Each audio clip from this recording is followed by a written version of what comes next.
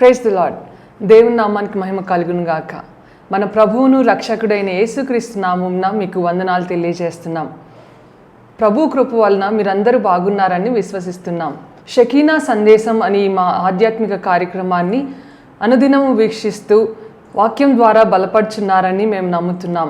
మీ కొరకు ప్రార్థిస్తున్నాం. ఈరోజు దేవుని వాక్యాన్ని వినడానికి మన హృదయాన్ని సిద్ధపరచుకుందాం.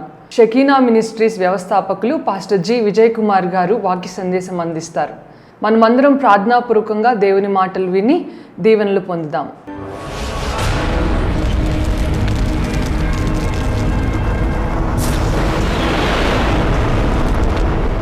అతడు నా కుమారి యెహోవా చేత నీవు దీవెన నొందిన దానవు. యెహోవా చేత నీవు దీవెన నొందిన దానవు.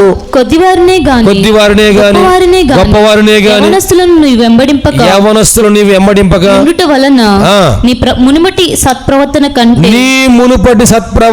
కంటే వెనుకటి సత్ప్రవర్తన మరి ఎక్కువైనది. దేవునికి మహిమ కలుగును గాక.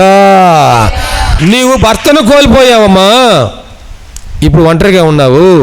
అయితే యవనస్తులను నువ్వు వెంబడించలేదు. ఏ పొలానికి పడితే ఆ పొలానికి వెళ్ళలేదు. ఇదిగో నీ సమీప బంధువుడి పొలానికే వెళ్ళావు. దానికంటే ముందమ్మా, ఆ ముందు అధ్యాయంలో రూతు గ్రంథము 2వ అధ్యాయము 12వ వచనం చదవమ్మా. యెహోవా నీవు చేసిన దానికి ప్రతిఫలం ఇచ్చును. యెహోవా నీవు చేసిన దానికి ప్రతిఫలం ఇచ్చును. నీ క్రియలకు మంచి ప్రతిఫలం ఇచ్చును గాక. ఇశ్రాయేలుల దేవుడైన యెహోవా రెక్కల క్రింద సురక్షితముగా ఉండునట్లు నీవు వచ్చితివి. ఆయన నీకు సంపూర్ణమైన బహుమానమును ఇచ్చును. దేవునికి మహిమ కలుగును గాక. హల్లెలూయా, హల్లెలూయా. ఇక్కడ ఇశ్రాయేలుల దేవుడైన యెహోవా రెక్కల నీడన సురక్షితముగా ఉండటానికి నువ్వు వచ్చావు. రెక్కల నీడన అంటే అర్థం ఏంటి? ఆయన చేతుల నీడలో. దేవునికి స్తోత్రం. ఇప్పుడు ఒకప్పుడు నువ్వు మోయాబీయురాలువి, కానీ ఇప్పుడు నీవు ఇశ్రాయేలీయురాలువు. ఆయన రెక్కల నీడలో, ఆయన చేతుల నీడలో నీవు సురక్షితముగా నివసించడానికి వచ్చి ఉన్నావు. ఆ చేతులు గాయములు పొందిన చేతులు, ఆ చేతులు మేకులు దిగొట్టబడిన చేతులు, ఆ గాయపడిన హస్తములే నిన్ను సంరక్షిస్తున్నాయి. దేవునికి మహిమ కలుగును గాక. ఇక్కడ గమనించినట్లయితే ఆయన నీకు సంపూర్ణమైన బహుమానం ఇచ్చును. ఆశీర్వదించడం కాదు కానీ సంపూర్ణమైన బహుమానం. ఏం బహుమానం ఇచ్చాడయా అంటే, మన నావేపు చూడండి, ఏం బహుమానం ఇచ్చాడంటే, ఏ పొలములో పరిగె ఏరుకోవడానికి ఆమె అడుగుపెట్టిందో ఆ పొలానికి యజమానురాలుగా దీవించాడు. గట్టిగా చప్పట్లు కొడుతూ యేసయ్యకి మహిమ చెల్లిద్దామా? ఎప్పుడైనా అనుకుంటామా, ఇదిగో ఈ కంపెనీలో ఉద్యోగం చేయడానికి వెళ్తున్నాను, నేను ఈ కంపెనీకి నేను ఓనర్ అవుతాను అని అనుకుంటారా? ఏమండి, ఈ డిపార్ట్మెంట్లో నేను క్లాస్ 4గా వెళ్తున్నాను. ఏమండి, అన్నిటికంటే లాస్ట్ ఏది? క్లాస్ 4. ఒక అటెండర్గా వెళ్తున్నాను, కానీ ఈ డిపార్ట్మెంట్కి నేను హెడ్ ఆఫ్ ద డిపార్ట్మెంట్ అవుతానని ఎవరైనా అనుకుంటారా? ఈ పొలములో కూలికి వెళ్ళే వాళ్ళు కూడా కాదు. కూలికి వెళ్తే పనిచేస్తే ఖచ్చితంగా జీతం ఇవ్వాలి, కానీ పరిగెరుకునే వాళ్ళని ఏరుకోమంటే ఏరుకోవాలి. పడిగెళ్ళే మా పొలంలో అవుతుంటే సర్దుకొని పోవాలి. కానీ ఆమె ఎట్టగలిందంట, వారు కోతకు వస్తే అంతా పనులు తీసుకుంటే జారిపోయినటువంటి కంకులు ఉన్నాయే, రాలిపోయినటువంటి కంకులు ఉన్నాయే, ఆ కంకులు ఏరుకుంటానికని వెళ్ళింది. దేవుడు అంటున్నాడు, ఇదిగో ఈ పొలం యజమానిది నీకు యజమానిగా భర్తగా ఏర్పాటు చేస్తున్నాను, ఆయన నిన్ను వివాహం చేసుకుంటాడు, నువ్వు ఈ పొలానికి యజమానురాలు అవుతావు. దేవునికి మహిమ కలుగును గాక. హల్లెలూయా. వానికి సంపూర్ణమైన బహుమానం ఇచ్చినంటే ఆమె జీవితంలో అటువంటి గొప్ప కార్యాన్ని జరిగించి. ఎందుకు చేశాడంటే, అమ్మా నీ వెనుకటి క్రియల కంటే, నీ మునుపటి క్రియల కంటే ఇప్పుడు నువ్వు చేస్తున్న క్రియలు మరీ ఎక్కువగా ఉన్నాయి. దేవునికి మహిమ కలుగును గాక. మన క్రియలు కూడా మారాలి. యేసయ్యను నమ్ముకున్న దానికంటే ఇప్పుడు ఇంకా ఇప్పుడు ఇంకా మనకు రక్షణ మరి సమీపముగా ఉన్నది. మనకు మరి రక్షణ మరి బాప్తిసం పొందినప్పుడు కంటే ఇప్పుడు మరి ఇంకా రక్షణ మనకు సమీపముగా ఉన్నది. ప్రియ దేవుని బిడ్డలారా, మన క్రియలు మారాలి. అప్పుడైతే మనం తెలియక మనము మన ఇష్ట ప్రకారంగా వెళ్ళాము, ఇప్పుడు వాక్యానుసారంగా వెళ్తున్నాం. కాబట్టి ఉదయాన్నే మనం ఏం చేయాలి? నిద్ర లేచి ఆయన సన్నిధిలో మోకరించాలి. ఎంతమంది నిద్ర లేవగానే మోకరించి ప్రార్థన చేస్తున్నారు? నిద్ర లేవగానే ఏం చేయాలి? మనం టీ పెట్టుకుందామా, పొయ్యి దగ్గరికి వెళ్దామా, చీపురు తీసుకుందామా, బజార్లోకి వెళ్దామా? ఇటువంటి పనులు కాదు. ముందు నిద్రలేమని ఏం చేయాలి? నువ్వు ముందు నిద్రలేస్తే ప్రార్థన చేస్తావు. అందరూ వాకిలు ఊడ్చిన తర్వాత నువ్వు లేస్తే నా సిగ్గిపోయిద్దని అప్పుడు గబగబ ముందేం చేస్తున్నావు? తర్వాత లోపల ప్రార్థన చేయొచ్చులే, కానీ ముందు బజార్లోకి వెళ్ళి బజార్ ఊడుద్దాము. నిద్ర లేసేసరికి భర్త లేచాడు, పిల్లలు లేచారు, మాకు ఆకలి అవుతుందని కేకలు ఎత్తున్నారు. కాబట్టి నువ్వు ముందు లేచిన తర్వాత ఏం చేస్తున్నావు? పొయ్యి దగ్గరికి వెళ్తున్నావు. మనకి జ్ఞానం ఉండాలి కదా. జ్ఞానవంతురాలు తన ఇల్లు కట్టుకొను. జ్ఞానవంతురాలుగా మనం ఏం చేయాలండి? ఇల్లు. నీ మొదటి క్రియల కంటే ఇప్పుడు క్రియలు బాగా అయినాయమ్మా. మెరుగుపరుచుకోవాలి, చక్కబెట్టుకోవాలి, మన జీవితాన్ని బాగు చేసుకోవాలి. ఒకప్పుడు తెలియక అర్ధరాత్రి దాకా సినిమాలు చూసాం కాబట్టి పెందల కానీ మెలకు రాలా. ఇప్పుడు సినిమాలు చూస్తున్నారా? ఇంకా టీవీలు చూస్తూనే ఉన్నారా? ఇంకా క్రికెట్ చూస్తూనే ఉన్నారా? ఇంకా అది చూస్తున్నారా? ఫోన్లో చూస్తున్నారా? ఒకసారి నేను నా స్టేటస్ చూస్తున్నా. నా స్టేటస్లో ఇంచుమించు 300 మంది చూస్తున్నారు. ఈ 300 మంది మహాభక్తులు ఎవరయ్యా అని చెప్పేసి నేను నా స్టేటస్ చూసా. ఎవరెవరు ఏ టైంకి చూస్తున్నారు అనేది దాంట్లో ఉంది. ఎవరెవరు ఏ టైంకి చూస్తున్నారు అని. నేను 11 గంటలకు నిద్రపోయాను.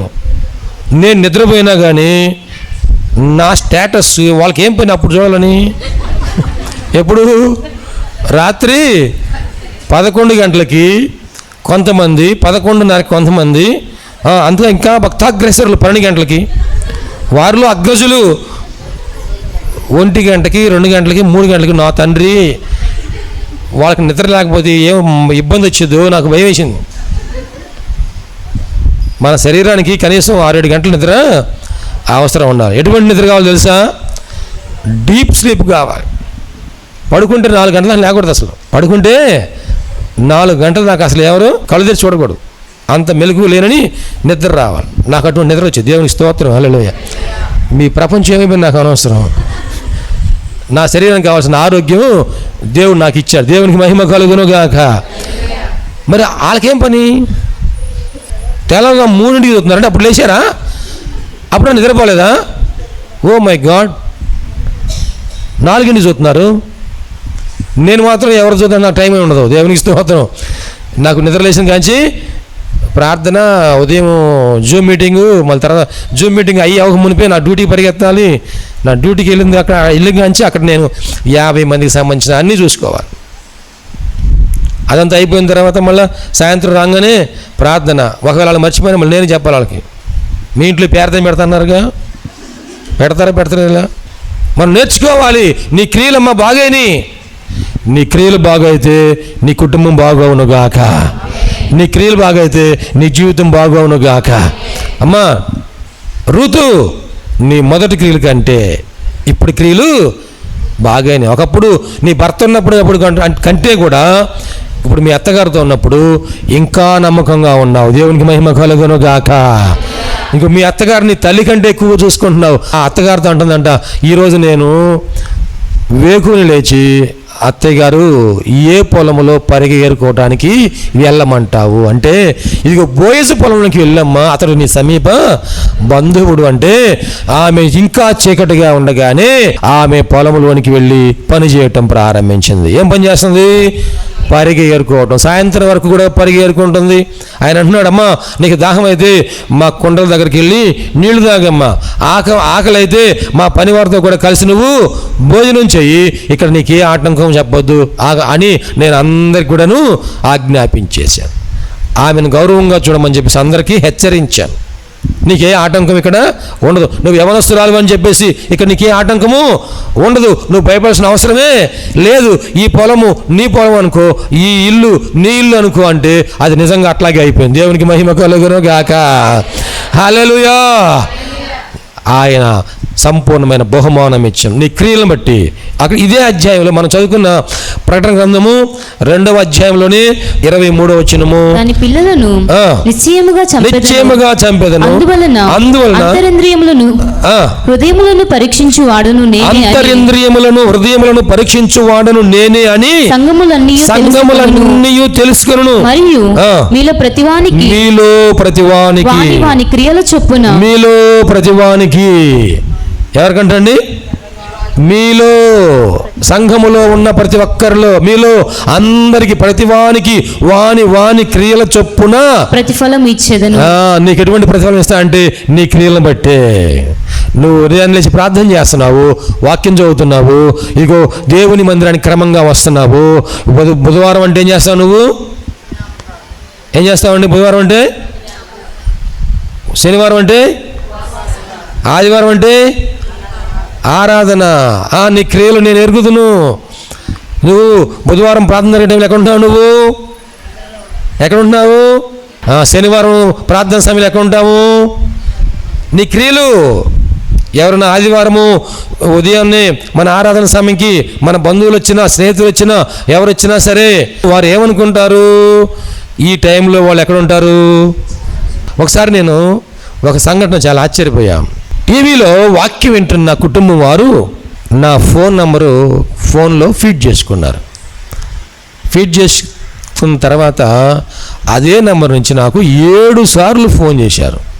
నేను వాక్యం చెబుతా ఉన్నా, అయిపోగానే వెంటనే ఫోన్ చేశాను. ఎందుకంటే చూసే 7 సార్లు ఉంది ఇక్కడ నంబర్లో, 7 సార్లు మిస్డ్ కాల్స్ ఉన్నాయి, వీళ్ళు ఎవరు సంపూర్ణంగా చేశారు అని నేను ఫోన్ చేస్తే ఆ తల్లి ఫోన్ తీసుకొని అంది, పాస్టర్ గారండి, ఫోన్ చేసింది మాత్రం మా ఫోన్ నుంచే.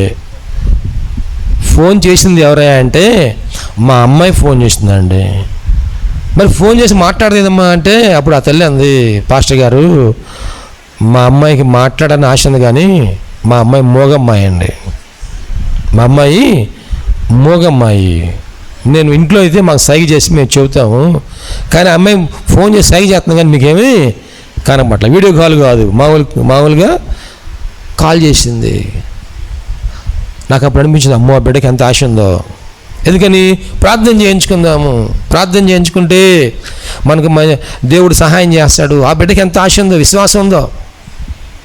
నీ క్రియలు నేను ఎరుగుదును, నీ విశ్వాసాన్ని నేను ఎరుగుదును, నీ ప్రేమ నేను ఎరుగుదును, నీ పరిచర్య నేను ఎరుగుదును. ఇప్పుడు మన వాళ్ళు కేరళ వెళ్ళారు కదా, అట్లాగే 95వ సంవత్సరంలో మేము కొంతమంది కలిసి హైదరాబాద్ వెళ్ళాము. దేనికోసం? దినకరన్ గారి మీటింగ్ల కోసం వెళ్ళాము. ఆ మీటింగ్కి వెళ్ళినప్పుడు ఒక తండ్రి గారు తన చిన్న పిల్లవాడిని ఎత్తుకొని వచ్చాడు. ఎందుకని? ఆ పిల్లవాడికి 2 కాళ్ళు పనిచేయవు, 2 కాళ్ళు పోలియో వచ్చింది, నడవలేడు, నిలబడలేడు. ఆ బిడ్డని ఎత్తుకొని వచ్చాడు. ఎందుకోసం అంటే ఒకవేళ దైవజనుడు ప్రార్థన చేస్తే ఈ పోలియో కాళ్ళు బాగవుతాయేమో, నడుస్తాడేమో నా బిడ్డ అని ఆశతో, విశ్వాసంతో వచ్చాడు. మేము దాదాపు ఒక 25 మంది పైన వెళ్ళాము. స్టేషన్లో ట్రైన్ దిగాము. ట్రైన్ దిగిన తర్వాత అందరూ ఎవరి లగేజ్ వాళ్ళు తీసుకొని బయటకు వస్తే బస్సులు రెడీగా ఉన్నాయండి, ఆ బస్సులో వెళ్ళిపోవచ్చు, వాళ్ళే బస్సులు ఏర్పాటు చేశారు మీటింగ్కి అని చెప్పగానే గబగబా అందరూ ఎవరి లగేజ్ వాళ్ళు తీసుకొని వెళ్ళిపోతూ ఉన్నారు. ఈ తండ్రి లగేజ్ తీసుకోవాలా, పిల్లవాడిని తీసుకోవాలా? ఒకసారి ఆలోచన చేయండి. ఆ పిల్లవాడిని ఎత్తుకుంటే లగేజ్ బ్యాగ్ని తీసుకోలేకపోతున్నాడు. పిల్లవాడు బరువు ఉన్నాడు, మరి ఎత్తుకోవాలి, నడవలేడు. అటువంటి టైంలో నేను కొంచెం ముందుకు వెళ్ళి వెనక్కి చూస్తే ఆ తండ్రి సతమతం అవుతున్నాడు. ఈ పిల్లవాడిని ఎత్తుకోవాలా, ఈ బ్యాగులు తగిలించుకోవాలా? ఆయనకు ఒక బ్యాగు, ఆ పిల్లవాడికి ఒక బ్యాగు, బట్టలు అన్నీ తెచ్చుకున్నాం. 5 రోజులు మీటింగ్ అప్పుడు, మామూలుగా 1 రోజు 2 రోజులు కాదు. 5 రోజుల కంటే మనం బట్టలు తెచ్చుకోవాలి, దుప్పట్లు తెచ్చుకోవాలి, అన్నీ తెచ్చుకోవాలి కదా. ఏం చేయాలని చూస్తున్నాడు. అప్పుడు నేను మరి అక్కడికి వెళ్ళి ఆయన అన్నాను, అయ్యా పిల్లవాడినన్నా నాకు ఇయ్యి, బ్యాగ్ అన్నా నాకు ఇయ్యి అన్న. అయ్యా నువ్వు తీసుకుంటావా అన్నాడు. ఎవరిదైనా సరే, ఎందుకంటే ఈ 2 నువ్వు తీసుకుని రావాలంటే చాలా కష్టం అయ్యా అని చెప్పేసి అంటే, సరే బ్యాగ్ తీసుకోయా అని చెప్పేసి బ్యాగ్ నాకు ఇచ్చాడు. పిల్లోని ఎత్తుకున్నాడు, వెళ్ళాడు. మేమందరం వెళ్ళిన తర్వాత ఆ మీటింగ్కి వెళ్ళాము, అంత అయిపోయింది, ఇంటికి వచ్చేసాము. తర్వాత ఆయన ఒక రోజున మందిరానికి వచ్చాడు. వచ్చి అన్నాడు, పాస్టర్ గారండి, నేను అంత మునుపు మీ సంఘానికి రాలేదు, కానీ ఇప్పుడు ఎందుకు వచ్చానంటే నాకు ఒక్క సంఘటన ఆలోచింపజేసింది. అందరూ ఎవరి పని వాళ్ళు తీసుకొని, ఎవరి బ్యాగులు తీసుకొని అందరూ వెళ్ళిపోతున్నారు, కానీ మీరే నా బ్యాగ్ కోసం అడిగారు, మీరే మా పిల్లల కోసం అడిగారు. అందుకని నా మనసు మీ దగ్గరికి రావాలని ప్రేరేపణతో నేను వచ్చానండి అని చెప్పేసి ఆ పిల్లవాడిని తీసుకొని, మళ్ళా ఆ పెద్దవాడయ్యాడు, ఆ పిల్లవాడిని తీసుకొని నా దగ్గరికి వచ్చాడు. ఆ పిల్లవాడు అంటున్నాడు, ఆ పిల్లవాడికి పెళ్ళయింది, పిల్లవాడికి అతనికి పెళ్ళయింది.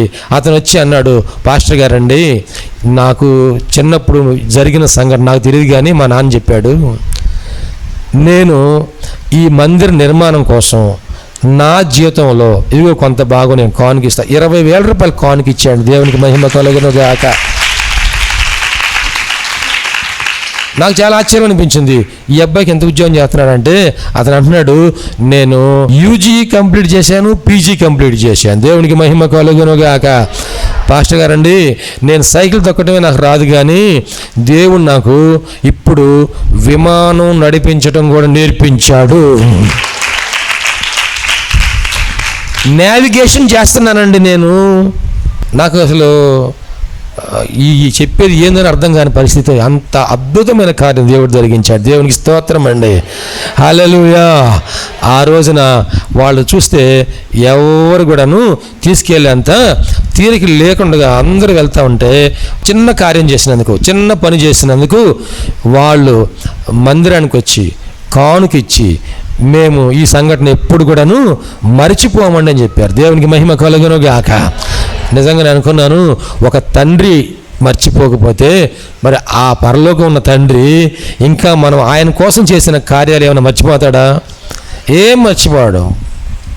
ఆయన అంటాడు, నా కుమారుడా, ఇదిగో వాతావరణం అంతా కూడా కారు మేఘాలు కమ్ముకొచ్చినా, వర్షం పడుతూ ఉన్నా, జల్లు పడి ఆగిపోతున్నా, కరెంటు ఉండే పోయిద్దని నమ్మకం లేకపోయినా, నువ్వు మందిరంలోకి వచ్చి కూర్చున్నావు కనుక, కుమార్తె నువ్వు మందిరంలోకి వచ్చి కూర్చొని ప్రార్థన చేస్తున్నావు కనుక, ఇదిగో నీ క్రియలు నేను చూస్తున్నా. దేవునికి మహిమ కలుగును గాక. నీ పరిచర్య ఏమిటో నేను చూస్తున్నాను. పరిచర్య అంటే ఎవరు? సేవకులు చేసేదా? విశ్వాసులు చేసేదా? ఎవరు చేసేది? అందరూ చేసేది. దేవునికి మహిమ కలుగును గాక. నువ్వు మందిరంలో ఏ పరిచయం చేస్తున్నావో, సంఘంలో ఏ పరిచయం చేస్తున్నావో, దేవుని సేవలో ఏ పరిచయం చేస్తున్నావో, ఇవన్నీ కూడా నేను ఎరుగుదును. దేవుడు అంటాడు, నేను ఎరిగి ఉన్నాను. నువ్వేం చేస్తున్నావో నేను చూసి ఉన్నాను. నువ్వేం చేస్తున్నావో నాకు తెలుసు. మన ఒక ఆయన దైవజీవుని చెబుతున్నాడు, ప్రవీణ్ పగడాల గారు. ఆయన మెసేజ్ చెబుతుంటూ, కొండ జాతి వారి మధ్యలో 15 సంవత్సరాలు మిషనరీగా పరిచయం చేశాడంట. ఆ పరిచయం కోసం వాళ్ళ దగ్గరికి వెళ్తే వాళ్ళు ఏం చేసేవాళ్ళంటే, ఆయన్ని నువ్వు శనివారం సాయంత్రం వాళ్ళ దగ్గరికి వెళ్ళావంట అడవిలోనంట వాళ్ళందరూ అంట పగలంతా అడవిలో పనిచేసి వచ్చేవాళ్ళంట. సాయంత్రం ఆరవంగానే, అయ్యా మీరు కాసేపు పడుకోండి, మేమందరం పాటలు పాడతాము, మా పాటలు అయిపోయిన తర్వాత మీరు వాక్యం చూడడానికి రండి అని 2 గంటల సేపు మధ్యలో మంట పెట్టి, ఆ చలిగా ఉండేది కాబట్టి మధ్యలో మంట పెట్టి, ఆ మంట చుట్టూ వాళ్ళు పాటలు పాడుకుంటా, ఎగురుకుంటా, నాట్యం చేసుకుంటా, దేవుని పాటలే పాడుకుంటా, స్తుతిస్తా, గంతులు వేస్తా, ఆరాధన చేస్తా, ఆ మంట చుట్టూ ఎగురుతారంట.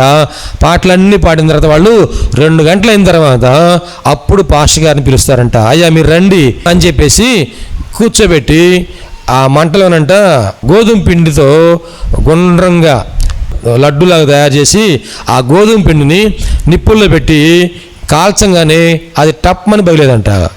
ఈ పగిలిన దాన్ని ఏం చేసేవాళ్ళంట? నెయ్యిలో ముంచేవాళ్ళంట. దాన్ని తీసుకొచ్చి ఆకులో పెట్టి, అయ్యా నువ్వు తిను, మేము కూడా తింటాము అని అందరూ అయ్యే తినేవాళ్ళంట. వాళ్ళ కోసము ఆయన అవే తినేవాడంట. గట్టిగా చప్పట్లు కొడుతూ వేసేకి మేము చేయలేదేమా? నేను వారితో ఉండాలి, వారిలాగే ఉండాలి, వారు తినేది తినాలి. ఆ తినంగానంట వాళ్ళు చెప్తారంట, ఇప్పుడు మేము ఇక మాకు పని ఏం లేదు కాబట్టి మాకు వాక్యం చెప్పండి. ఎంతసేపు చెప్పాలి తెలుసా? 2 గంటల కంటే తక్కువ చెప్పకూడదు. ఎంత వాక్యం చెప్పాలంటే అండి, 2 గంటల కంటే తక్కువ చెప్పకూడదు. మనం ఏమనుకుంటున్నాం, గంట కంటే ముందే ముగిస్తే బాగుండు, ఇంక పాస్టర్ గారు ఇంకా కొంచెం సీరియస్గా ఆపుతాడేమో, గడియానికి వెళ్ళి 2 సంవత్సరాలు ఆపుతాడేమో, మనం ముచ్చట పెట్టుకుంటే ఆపుతాడేమో, నానా రకాల సైన్లు చేస్తుంటారన్నమాట. వాళ్ళు అంటున్నారంట 2 గంటల కంటే తక్కువ చెప్పకూడదయ్యా, 2 గంటల కంటే ఎక్కువ వాక్యం చెప్పు అంటారంట. అంతసేపు వాక్యం చెప్పేవాడంట. అందరు కూడా ప్రార్థన చేయించుకునేవాళ్ళంట. గట్టిగా చెప్పలు కొడుతూ వేసేకి మేము చేద్దామా? కొండ జాతి వారికి, అడవిలో ఉన్న వారికి, అనాగరికులైన వారికి ఎంత భక్తి ఉన్నదో నీ క్రియలు నేను ఎరుగుదును. దేవునికి మహిమ కలుగును గాక. మన క్రియలన్నీ ఆయన ఎరిగి ఉన్నాడు. నీ పరిచర్య నేను ఎరుగుదును, నీ ప్రేమ నేను ఎరుగుదును, నీ సహనమును నేను ఎరుగుదును. అక్కడ అవన్నీ చెప్పిన తర్వాత ఆయనను నీ మీద తప్పు ఒకటి మోపవలసి ఉన్నది. ఏమనగా ఈ సంఘం మీద తప్పు ఒకటి మోపవలసి ఉన్నది. దేవుడు మాట్లాడుతున్నావు, సంఘమా నీ మీద తప్పు ఒకటి నేను మోపవలసి ఉన్నది. యేసుప్రభు వారి దగ్గరికి ఒక యవనసు పరిగెని వచ్చాడంట. సద్బోధకుడా, నిత్య జీవనకు వారసుడు నేనేమి చేయవలని అడిగాడంట. అంటే నీకు 10 ఆజ్ఞలు తెలుసా అంటే, నాకు చిన్నప్పటి నుంచి బాల్యం నుంచే నేను వాటిని గైకొంటున్నాను అన్నాడు. అయితే నీకు ఒక్కటి కొదువుగా ఉంది. అతడు ఆ యేసయ్య అతనిని ప్రేమించి ఏమన్నా అంట, నీకు ఒక్కటి కొదువుగా ఉన్నది అన్నాడు. ఏం కొదువుగా ఉన్నది అంటే, నీకున్నవన్నీ విడిచిపెట్టేసి బెదలకు ఇచ్చేసి, నీ ఆస్తి బెదలకు ఇచ్చేసి నీవు వచ్చి నన్ను వెంబడించాయా అన్నాడు. అతను ఏం చేశాడు? నా ఆస్తి బెదలకు ఇవ్వాలా, నేను వచ్చి నిన్ను వెంబడించాలా. చూడండి, పేతురు, యాకోబు, ఆంద్రేయ, యోహాను వీళ్ళందరూ ఉన్నారు కదా. వీళ్ళందరినీ యేసుప్రభువు ఏమన్నారు? నీ వలలు విడిచిపెట్టి, మీ దోణులు విడిచిపెట్టి మీరు వచ్చి నన్ను వెంబడించండి అంటే, వాళ్ళందరూ విడిచిపెట్టారా? విడిచిపెట్టలేదా? విడిచిపెట్టేశారు. కానీ ఈ యవనస్తుడు చదువుకున్నవాడు, అధికారి, ధనవంతుడు, సమాజంలో మంచి పేరు కలిగిన వాడు, 10 ఆజ్ఞలు గైకొనే నీతిమంతుడే. కానీ యేసయ్యను వెంబడించమంటే విడిచిపెట్టవలసినవి విడిచిపెట్టలేదు. ఒకవేళ అతను కూడా వచ్చినట్టు ఏమయ్యేవాడు? 12 మంది అపోస్తులలో ఒక అపోస్తులుడిగా ఉండేవాడే కదా. అవునా? ఒక అపోస్తులుగా ఉండేవాడే కదా, సేవకుడిగా ఉండేవాడే కదా, ఒక శిష్యుడిగా ఉండేవాడే కదా. అతను విడిచిపెట్టవలసినవి విడిచిపెట్టలా. నీ మీద తప్పు ఒకటి మోపవలసి ఉన్నది. ప్రార్థన చేస్తేనేమో వాక్యం చదవు, వాక్యం చదివితేనేమో ప్రార్థన చేయవు. ఒకటేం తప్పు? ఎన్ని తప్పులు ఉన్నాయి? ఎన్ని తప్పులు ఉన్నాయండి? ఎప్పుడైనా టైంకి వచ్చిన పాపాను పోతున్నామా? ఒక్క తప్పున ఏ రోజున నేను టైంకి వచ్చానండి అని చెప్పేవాళ్ళు ఎంతమంది ఉంటారు? నీ మీద తప్పు ఒకటి మోపవలసి, నీ మీద తప్పు ఒకటి ఆ సంఘానికి ఒక్కటే తప్పు ఉందంట. మనకెన్ని తప్పులు ఉన్నాయో, మనకెన్ని తప్పులు ఉన్నాయో అవన్నీ సరి చేసుకోవటానికి మనం దేవుని సన్నిధిలో కూర్చొని ఉపవాసం ఉండి ప్రార్థన చేయాలి. మరిన్ని విషయాల తర్వాత మనం ధ్యానం చేసుకుందాం. పరిశుద్ధాత్మ దేవుడు ఈ మాటలు మన వినికిడిలో ఆశీర్వదించును గాక. ఆమేన్.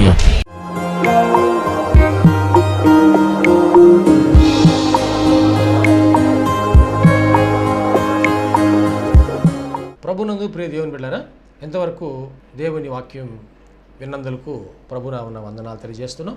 మనం అందరం ప్రార్థనలో ఏకీపిద్దాం. తలలు వంచి కనులు మూసుకొని ప్రార్థనలో ఏకీపిద్దామండి. ప్రార్థించుకుందాం. మహోన్నతుడైన దేవ, పరిశుద్ధుడైన మా ప్రభువా, నీ పరిశుద్ధమైన పాదములకు వందనాలు. ఇదిగో నాయనా, ఈ వాక్యము ద్వారా నాతో మాతో మీరు మాట్లాడినందుకు వందనాలు ప్రభా. అవును, నువ్వు సజీవుడైన దేవుడు అయ్యా, మాట్లాడే దేవుడవు ప్రభా.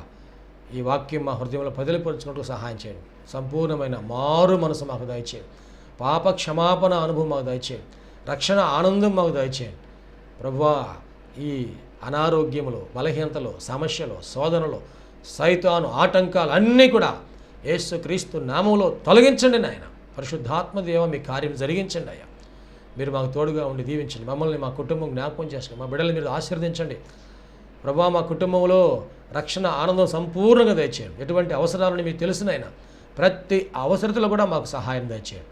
అన్ని విషయాలు కూడా మీరు దీవించండి. ఈ టీవీ ప్రోగ్రాం చూసిన ప్రతి ఒక్కరిని పేరు పేరు వరుసన మీరు దీవించి రక్షించి మీరు అక్కడ కొరకు సిద్ధపరచండి. మంచి భవిష్యత్తును వారికి దయచేసి మీ కృపలో మీరు వర్ధలు చేయమని నీకే సమర్పణ చేసుకుంటూ యేసయ్య పరిశుద్ధ నామములో స్తుతించి ప్రార్థించి వేడుకుంటున్నాము తండ్రి. ఆమెన్. తండ్రి, కుమార, పరిశుద్ధాత్మ త్రియేక దేవుని దీవెన తోడుగా నడిపించను గాక. Amen, amen, amen. మీ అందరికీ ప్రభునామన వందనాలు. దేవుడు మిమ్మల్ని దీవించును గాక. ఆమెన్. ప్రభునందు ప్రియమైన సహోదరి సహోదరులందరికీ షకీనా ప్రార్థనా మందిరం తరపున హృదయపూర్వక వందనాలు తెలియజేస్తున్నాం. దేవుని కృప వలన 2012వ సంవత్సరంలో 350 గజముల స్థలంలో ఈ మందిరం నిర్మించుకోవడానికి ప్రభు కృపించారు. 2016వ సంవత్సరంలో నూతన స్థలం 180 గజముల స్థలం తీసుకోవడానికి ప్రభు సహాయం చేశారు. ఈ సమయంలో ఈ స్థలం అంతట్లో కూడాను మందిరం నిర్మించుకోవడానికి ప్రభు ఏర్పాటు చేసి ఉన్నారు కనుక ఈ మందిర నిర్మాణం, పాత మందిరం తీసివేసి నూతన మందిర నిర్మాణం కార్యక్రమం ప్రారంభించబడింది. దయచేసి ఈ మందిర నిర్మాణం కొరకు మీరు అందరూ ప్రార్థన చేయాలని, ప్రేరేపించబడిన వారందరూ కూడాను ఈ మందిర నిర్మాణంలో 106 అడుగుల పొడవు 45 అడుగుల వెడల్పు కలిగిన ఈ స్థలం అంతట్లో మందిర నిర్మాణం స్లాబ్ వేయటం జరుగుతుంది కనుక దయచేసి ప్రేరేపించబడిన వారందరూ కూడా మీ ఆర్థిక సహాయ సహకారాలు అందించి ప్రార్థించి మీరు దీవించబడాలని ప్రభునామన మనవి చేస్తున్నాం. ఈ స్క్రీన్ మీద చూపించబడుతున్న నంబర్కు మీరు ఫోన్పే కానీ, గూగుల్ పే కానీ, లేక మా అకౌంట్ నంబర్కి మీరు కానుక పంపించి సహాయం చేయాల్సిందిగా కోరుతున్నాం. లేక మీరు ప్రత్యక్షంగా వచ్చి ఈ మందిర నిర్మాణ కార్యక్రమాన్ని చూసి మీరు కానుక అందించి దీవించబడాలని ప్రభునామన మనం చేస్తాం. ప్రభు మనందరికీ తోడుగా ఉండి ఆశీర్వదించును గాక. ఆమె. షకీనా ప్రార్థనా మందిరము దేవుని యొక్క దర్శనములో దేవుని కృప వలన 2012వ సంవత్సరము మే నెల 1వ తారీఖున ప్రతిష్ఠ చేయటం జరిగింది. ఈ మందిరములో దేవుని ఆరాధించుటకు విచ్చేసిన వారు ఆత్మరక్షణ, శరీర స్వస్థత, వారి జీవితంలో ఆశీర్వాదాలు పొందుకుంటూ ఉన్నారు. ఉపవాస ప్రార్థనలో అభిషేకించబడి దేవుని ఆత్మతో ఆరాధించుచున్నారు. అనేక మంది పరిశుద్ధాత్మతో నింపబడుచున్నారు. దురాత్మ బంధకములతో బంధించబడిన వారు సాతాను బంధకాల విడిపించబడి ఆశీర్వాదం పొందుతూ ఉన్నారు. రక్షణ లేని వారు బాప్తిసం పొంది రక్షణ ఆనందాన్ని అనుభవిస్తూ ఉన్నారు. ఈ మందిరంలో చేయబడుచున్నటువంటి ఉపవాస ప్రార్థనలు, అభిషేక ఆరాధనలో అనేక మంది దీవించబడుతూ ఉన్నారు. ప్రియ స్నేహితులారా, మీరును సమస్యల్లో సతమతమవుతున్నారా? వ్యాధి బాధలతో పీడించబడుతున్నారా? నెమ్మది లేక బాధపడుతున్నారా? రండి, షకీనా ప్రార్థనా మందిరంలో ఆరాధనలో ఏకీభవించండి. ప్రభు మీకు సహాయం చేయగలరు. ప్రతి నెల 2వ శనివారము షకీనా ప్రార్థనా మందిరంలో సంపూర్ణ రాత్రి ఉపవాస ప్రార్థన ఏర్పాటు చేయబడింది. ఈ ఉపవాస ప్రార్థనలో అనేక మంది ఆత్మతో అభిషేకించబడుతున్నారు. అనేక మంది ఆత్మ వరములతో నింపబడుతున్నారు. దురాత్మ బంధకముల్లో ఉన్నవారు విడిపించబడుతున్నారు. దేవుని యొక్క ఆశీర్వాదాలు పొందుకుంటున్నారు. అనారోగ్యంతో ఉన్నవారు స్వస్థపరచబడుతూ ఉన్నారు. ఈ సందేశం మీకు ఆశీర్వాదకరంగా ఉందని నమ్ముచున్నాం. ఈ సందేశం ద్వారా మీరు పొందిన మేలులు మరియు మీ ప్రార్థన అవసరతలు మాతో తప్పక పంచుకొనగలరు. మా అడ్రస్ షకీనా ప్రార్థనా మందిరం, శారదా కాలనీ 32వ లైన్, రెడ్డిపాలెం రోడ్, గుంటూరు. మా ఫోన్ నంబర్స్ 9963242497, మరి ఒక నెంబర్ 8885539777. Praise the lord.